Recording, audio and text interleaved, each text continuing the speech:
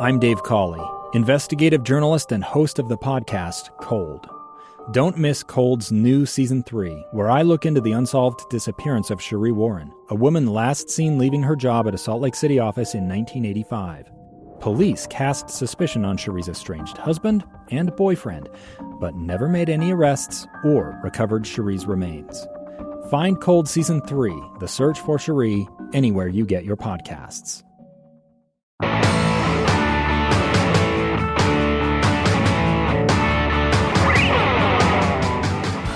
You're listening to Project Recovery, and we're listening to Brady and Amber Newby.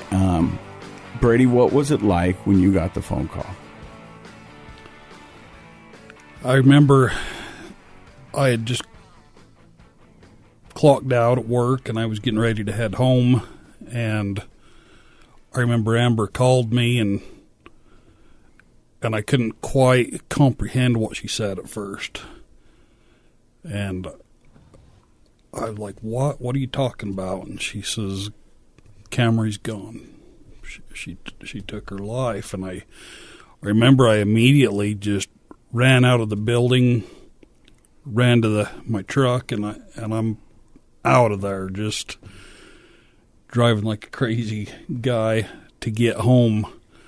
And as soon as I got home, Amber come out the door, and of course we lived in Richfield. Kamree took her life in Orem, so we had to drive from Richfield to Orem to meet with the police, and it's the worst thing that I've ever been through, driving from Richfield to Orem, and Amber was laying on the floorboard, and she was screaming Kamree's name constantly the whole way up, and just remembering that experience, it was so painful to watch Kamree's mom going through that. And like I say, this is what drives me to want to do something to try to fix this problem, to end the stigma. That's one of my driving factors there. That was the most horrible thing I've ever been through in my life. It was painstaking to watch Amber going through that. And I didn't think that she could keep it up that long, but she did. All the way from Richfield to Orem, which is close to 2 hours. Amber, what's going through your mind? Just reliving that moment. You just feel like, as a mother, you failed. You failed your child. Because you're their protector, you're their nurturer, you're their everything. And I just felt like, and she had asked for help, but also in the same voice told me she was okay. And I was mad too, because she told me she was okay, or I would have, of course, came up a couple days earlier if I would have known how not okay she was. But as a mom, it's horrible, because you're there to fix all your kids' problems, and you can't fix this. I mean, with addiction and other things like that, I feel like you get a second chance. But she don't. And she was young. Like, why? I don't know. I wish she could have that second chance. But she don't. She don't get that. It's gone. And I don't ever want any other mother to feel the way I felt that day. You have a open hole in your heart the rest of your life that will never be filled. What would you say to Kamree right now if you could? I would tell her how much I love her and I miss her, but that we could have done something, like if we only would have known, but I feel like when someone takes their life, I feel like they're not in their right state of mind. I mean, how could you be? But I feel like, I don't know what triggered, why she all of a sudden decided that she just couldn't do it anymore. Because we could have. If I could tell her anything, that it would be, we could have made it through this. We would have figured something out. Like, if it was the fender bender or whatever it was, that's no big deal. I mean, there are lots worse things in this world, but they just don't see that. Dr. Matt, you can see it on their face, the guilt. It's heartbreaking. I, as a father myself, truly can't imagine on a personal level what you're going through. And I hope that everyone listening is appreciative of the fact that you're willing to come on and share this story and try to raise awareness. One thing I think it's important for you to know and kind of listen to what you just said is that people aren't in their right state of mind. The research that goes on about trying to understand suicide is pretty confusing because there are different reasons why and situations under which people do take their own lives. I will say this, though. It's probably very unlikely, given the situation that you're describing, that it was a well-thought-out plan for her. That does happen occasionally with people, and that's I think what people have in their mind is that somehow a person is planning this out. The younger the person is, the more often than not, it's a momentary, in-the-moment reaction. They probably are thinking in a sort of delusional way. I have spoken to people who have made serious attempts and somehow survived, and more often than not, they'll tell me, I wasn't thinking clearly at the time. I can't believe I thought everyone would be better off without me around. And I realized I was wrong. And unfortunately, most people who make serious attempts don't get that second chance to have that insight. And raising awareness, what does that do? Well, what that does is it helps families have a conversation, be more in tune with each other, be a little bit more involved in each other's lives. That will never solve 100% the problem of suicide. And so the two of you need to make sure that you don't take some sort of incorrect perspective that you could have done something different. It happened. And it wasn't your fault. It wasn't anyone's fault. Certainly wasn't even Kamree's fault.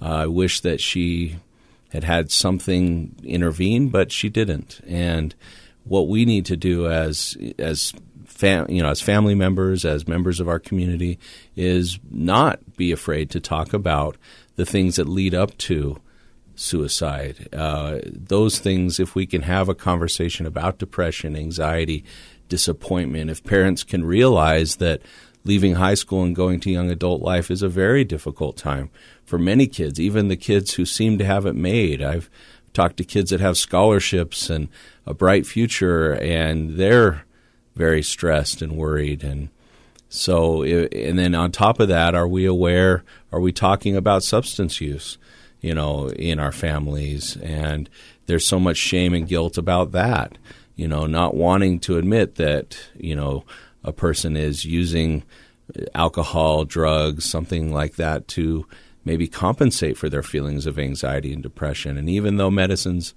do have side effects, it's worth trying to work those things through. All that being said, it sounds to me like the two of you have been very involved parents and wanted the best for her. You didn't just, boot her out at age 18, but you made the arrangements for her to live with her sister. And to me, I think you were doing all the things that parents normally do. It's just a very sad and unfortunate situation that something that weekend happened that we'll never really understand, and she's not with us anymore. So we feel a lot of empathy and love for you guys, and we're really sorry that this has happened. Do you know if this was her first attempt? Yeah, she had never done. She had cut a little bit, but not in the sense to take her own life. It was more Self-harming. Self-harming, right. Yeah. No, she had never. How did this? We had, and of course, where it had happened in our family before, we had talked about it so many times, and I would never do that like that, why, I don't understand why he did that, and... Speaking of your brother-in-law? Right. Like, she would when we did say recover Kamree's cell phone and we looked through the Google history, she had been looking. And I didn't know, and I don't even remember how you go back and look at that, but we were shown how to look at the Google history, and she had been looking at suicide for about a couple months. And she had pictures of my brother on her phone at the time of her death. And again, you've talked about suicide in your family. You've already had that experience with a close family member take their life. So again, it doesn't sound to me like you were negligent in your responsibility as parents. It's just really unfortunate. Some people do hold a lot of things close to their vest, and they don't want to share what's going on. And sometimes as a young person, you're worried about looking good to others. We don't know why she didn't share that she'd been looking at suicide and thinking of that. Another thing that we haven't really touched on too much is sexual identity. And fortunately, in our world today, that's becoming a more common, open conversation that we can have without judgment. But the judgment is definitely still there, and young people sometimes are very cruel and mean to each other about that issue. And if you're the person, if you're a person who's had a typically developing sense of your own sexual identity, then you don't know what it's like to be somebody who wonders and doubts and doesn't understand and feels different. And that's a big part of feeling comfortable with who you are. If you're like most of us who didn't have that as a challenge, then we can't really understand what she might have been going through. All the more reason to try to have those conversations. But again, I know as a therapist, even though I may want to talk about something with someone, and I know they should and need to talk about something, I can't force it, and neither can parents. It has to be a reciprocal conversation, and for whatever reason, I guess she just wasn't ready yet to really delve in.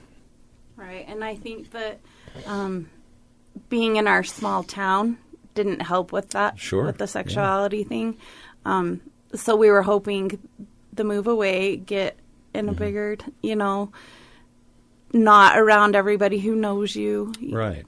And coming from a small town myself, I do know that even under the best of circumstances, sometimes you do need to move away to feel like you can develop a sense of who you are without all the preconceived notions of who you are. So what kind of conversation did you have with your other three daughters after this? Well, her, the sister who she was living with is the one who found her. And so we've had many conversations because she feels the guiltiest, that she should have been paying more attention to her or watching for, more signs, or why didn't I see, why didn't I do something? Why didn't I? And they all feel guilt as well, as well as parents. She had another sister who lived in Spanish Fork. She's like, why didn't I go see her more? Why didn't I realize she needed us more? They all are going through the guilt just as much as we are. So as a family, are you guys doing therapy? What kind of help have you put in place for everybody? We've been doing therapy kind of on an individual basis. I mean, as a 46-year-old man, that was a tough pill for me to swallow, that I needed to see therapy. I've been taking antidepressants for years, and it kind of started after I lost my brother. But there's so many different things that can trigger a guy, losing your job, coming close to losing your home, coming close to losing your car. There's just so many things that trigger that depression. But finally, after we lost Kamree, I was able to come with grips. Hey, I need help, and I can't do this on my own. And so, yeah, we do see a therapist now, and last year was a little easier because our deductible was met. This year's been a little harder, and it really sucks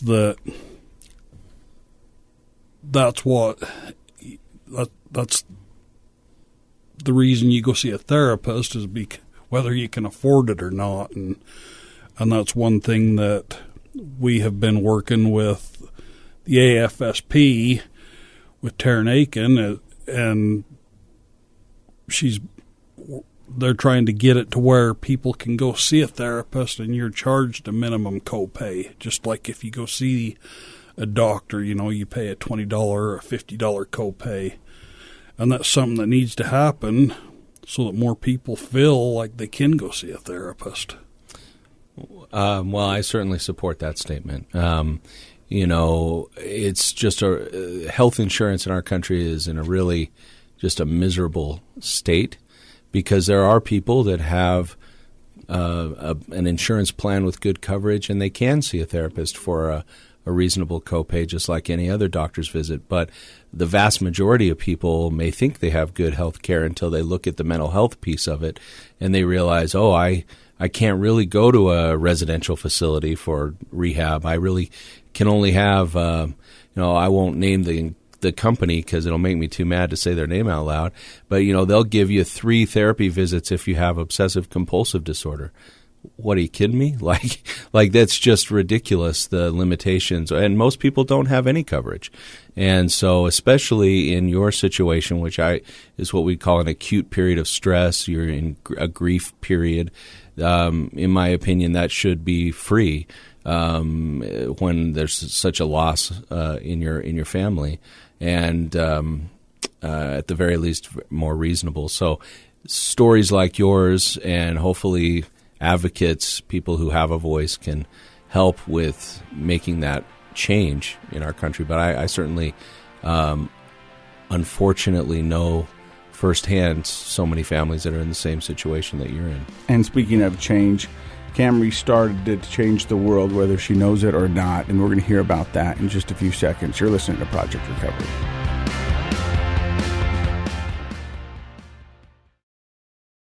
A stranger with a gun came upon 2 teens taking pictures under a rising full moon. But violence is only the beginning of this story.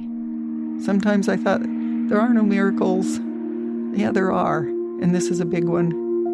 I'm Amy Donaldson, and I've spent my career talking about how lives are undone by violence. The Letter is a podcast about how lives are remade.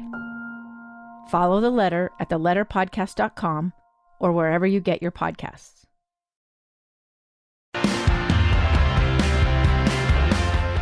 So we're listening to Brady and Amber Newby talk about Kamree and her life. You started something really neat in honor of Kamree. Tell me about this. Well, Amber started it. I just took it to the next level.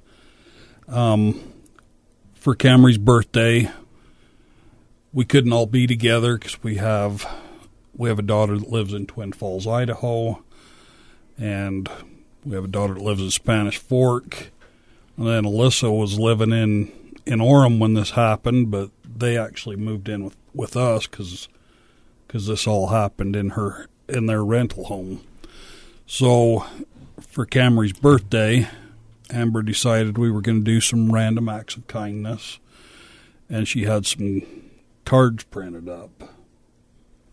What were your thoughts behind the cards? When I had talked to our family and stuff about doing the random acts of kindness, they're like, yeah, but no one will know why we're doing them. We want to do them on Kamree's birthday in memory of her. And so they're like, what could we leave behind just to say, hey, we're doing it in memory of Kamree? And so one night I was messing around and found these cute little business cards that, we could print up, we could hand them out with our little random acts of kindness that we're going to do. I could mail some to Idaho, give some to my other girls. And then that way they would feel better about people knowing why we were doing the things that we were doing. Well, then the rest of our immediate family found out, and they wanted, of course, to join in. And so I ordered 200 cards thinking we'll have plenty for next year for our birthday. Well, then our family got talking with friends and other people, and everybody wanted to join. And so we're like, oh my gosh, 200 cards isn't going to go very far. So we handed out those 200 cards and did lots of random acts of kindness on her birthday. But then we got thinking, why does it just have to be your birthday? Why are we only doing random acts of kindness on her birthday? We should be doing random acts of kindness all the time. I mean, because if that can help someone who's depressed or down that day, just to help them do something or give them something or even just smile at them or whatever it is, we should be doing them all the time. So then we ordered 500 cards, and then it became 1,000, and then this last box that we ordered was 50,000 that we're almost through. Wow. So, and we've mailed them And all you're over the almost world. through. Mm-hmm. Wow. Yeah. Why that random acts of kindness? What did that remind you of Kamree? Because Kamree was a sweetheart. Wherever we went, she would always want to help others, especially the homeless or those less fortunate. She was always asking me and Brady, even as a little kid, Mom, that guy just needs $5. He's hungry, whenever anybody had like a sign or saying they needed help or whatever. She was always begging us to help them, and I know when she moved up here too, she would be like, Mom, I bought 2 or 3 people's lunch because they didn't have money, or she was always doing things like that. And so it just made me remember her, because that's the thing she would do. She would buy someone's dinner, or...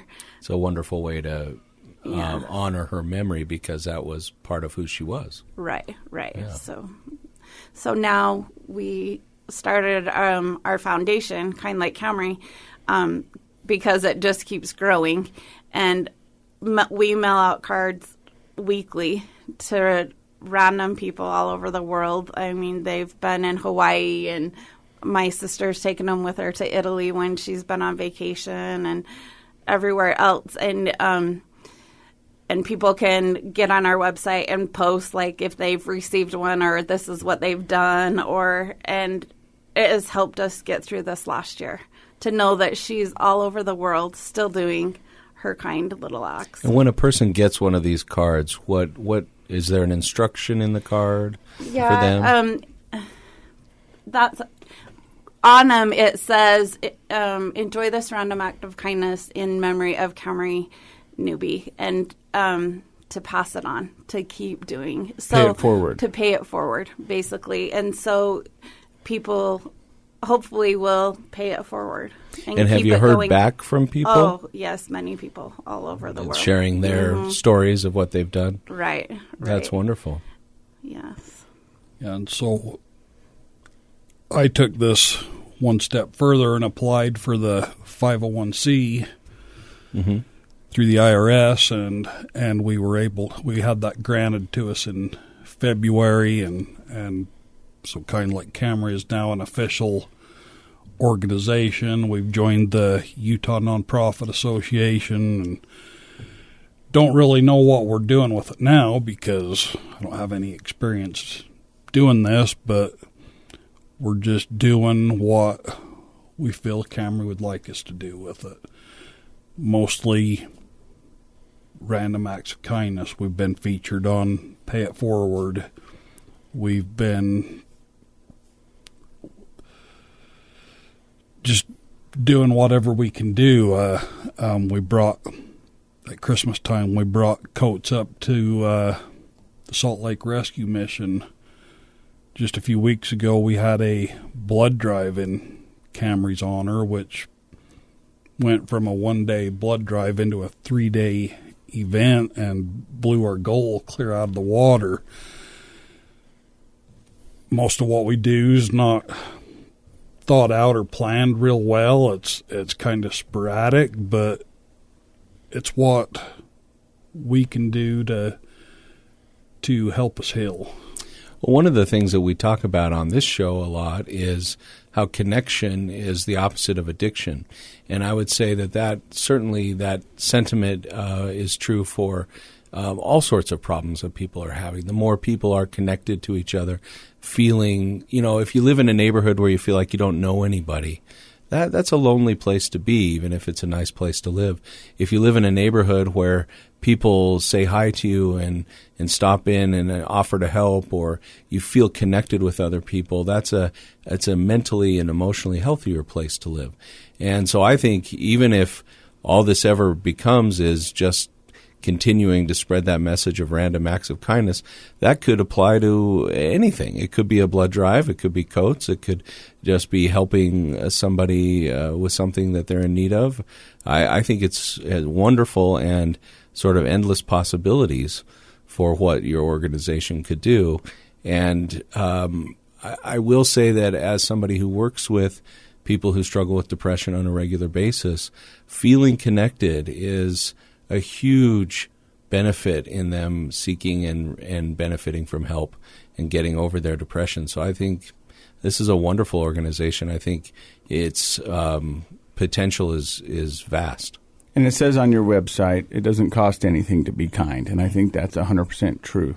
One other thing you're doing to remember Kamree is you're telling her story on podcasts like this and news channels. I think that's so important to let people know that they're not alone. There's other people going through what you are going through, and I think that's wonderful. And although Kamree's no longer here, she is with us in our heart and in our minds and in our actions throughout the day. So thank you guys so much for stopping by. If people want more information about Kind Like Kamree, where do they go? So our website is kindlikekamree.com, and Kamree spelled with a K. And we're on Facebook under Kind Like Kamree Foundation. And that's kind of where we do, that's kind of been our biggest platform. That's where we've had our biggest response is on Facebook. And people can find out information to how to get cards mailed out to them. And just remember, it doesn't cost anything to be kind. So when you're out and about walking around, a smile will go a long, long way. Thank you guys very much for stopping by and sharing your story. Dr. Matt, thank you very much. Hey, this has been a pleasure. It's a tough subject to talk about, and so that's the reason we need to talk about it. And it's thanks to good people like you that have the emotional fortitude to come on and talk about something like this. I just deeply appreciate your time today. Well, and when my husband said, I feel like we need to keep telling Kamree's story, I'm like, but I don't want to keep reliving that. But if it'll help anybody out there, who's dealing with depression or things like that, to get the help they need or seek out the resources. I mean, that's also one other thing we're trying to do with our foundation is make resources available, especially in our community and things like that. So especially smaller communities that are more limited in resources. So if we can help others, that's, from our sorrow, then that's what we'll do. And if you're listening to this and you need help, the National Suicide Prevention Lifeline is 1-800-273-8255. That's 1-800-273-8255. Thank you guys very much. We also want to thank useonlyasdirected.org for their help in putting this weekly podcast together. They've got a 3-part solution: speak out, opt out, and throw out. Thank you for listening to Project Recovery. It's a KSL podcast.